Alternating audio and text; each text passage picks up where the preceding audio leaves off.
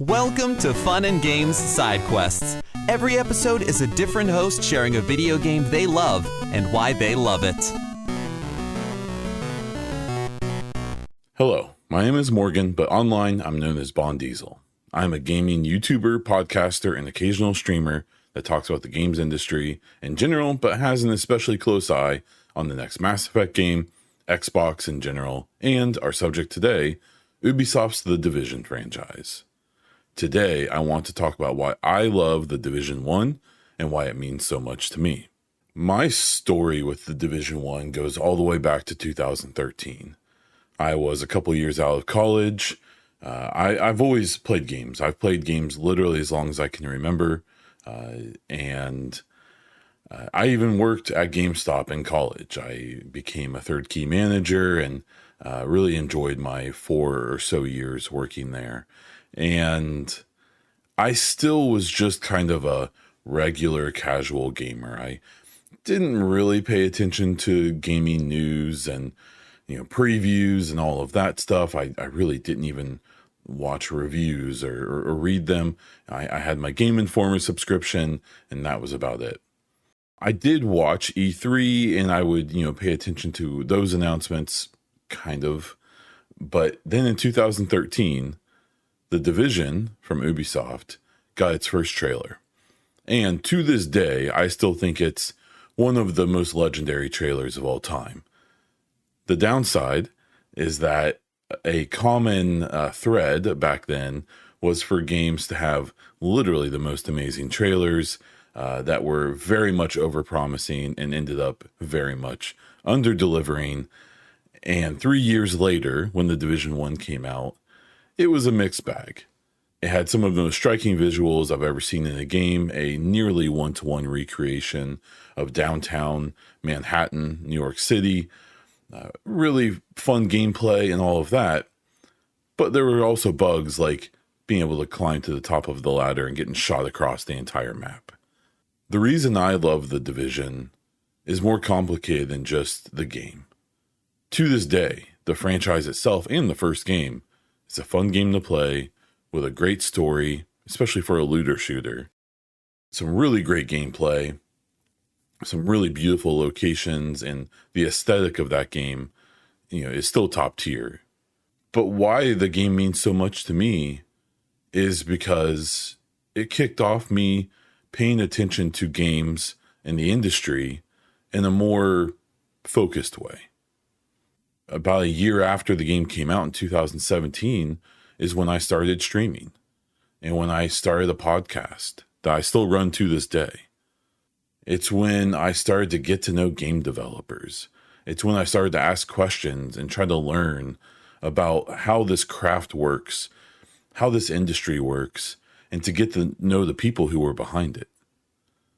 I love The Division 1 because it made me think about games in a way that I hadn't thought about them before.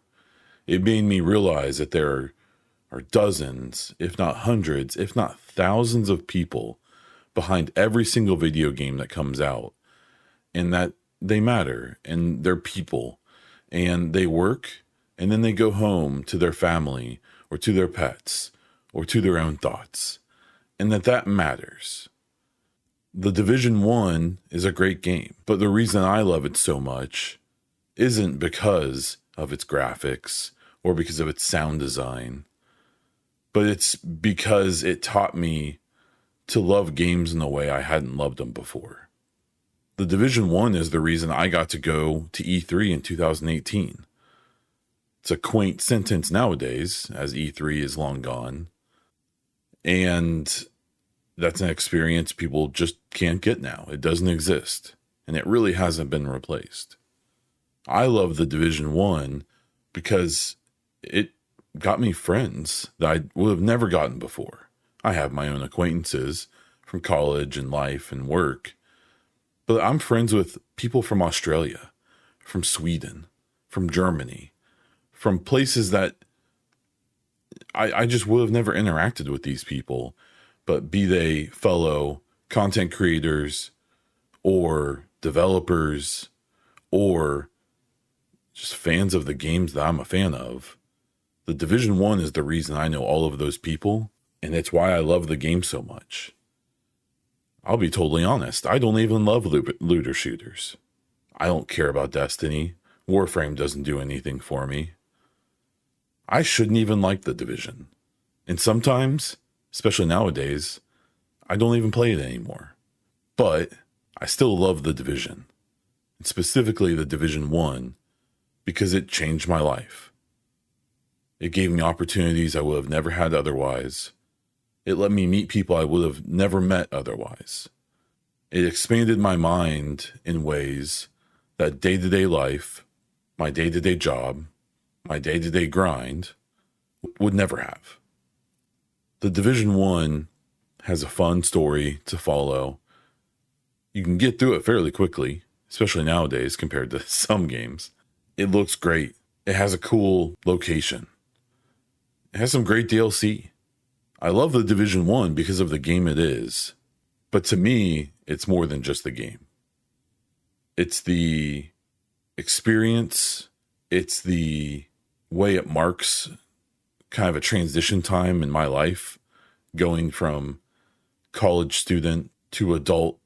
The Division 1 was a part of my life through getting married, buying a house, having my first child. The Division 1 is a game I love because it exists, and because what it means to my life, what it means to my family, and it's just more than a game to me. It's a statement.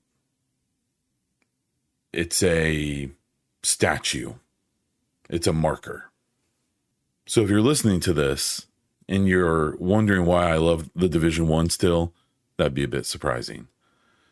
But I think why I love it so much, and I always will, and I'll always remember that game, even when the server shut down one day, even when you can't play it one day, even when the really bad 720p gameplay recordings don't quite look good anymore, is because it just is what it is. And it was what it was at a time in my life that I really think I needed it. And I still do today. The last thing I'll say is thank you for the opportunity to talk about why I love this game. And I hope you find a game that you love the same way yourself. Thank you for your time. Happy gaming. Do you feel like you're the only person in your circle who wants to go deep about video games regularly? We were like that too, until now. Welcome to Crossplay Conversations, the brand new bi-weekly topical video game podcast from Luke Lewis, Joseph Hooper, And Jacob McCoy. with many years of breaking it down separately on shows like the Left Behind Game Club, Player Podcast, and Lukewarm Games, the gang is finally coming together to publish their gaming group chat in audio form every other week. Expect roundtable reviews of the latest games, profiles of upcoming indies, and insightful conversations about essential topics in the video game industry. All with a mostly positive, insightful, and fun style. Crossplay Conversations debuts on August 1st with brand new episodes hitting every other Tuesday. Help us out by subscribing on your podcast platform of choice to get the first episodes delivered straight to your feed. And follow us on Twitter at Crossplay Convos for updates about the show. Cheers and happy gaming. CPOV. CertainPOV.com.